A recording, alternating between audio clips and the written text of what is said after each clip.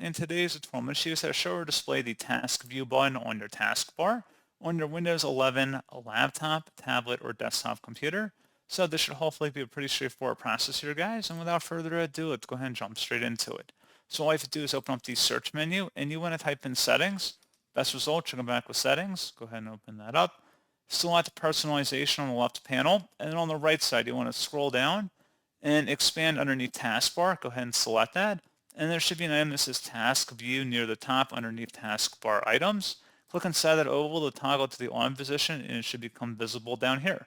So, pretty straightforward process, guys. And as always, thank you for watching. I do hope that was able to help you out, and I do look forward to catching you all in the next tutorial.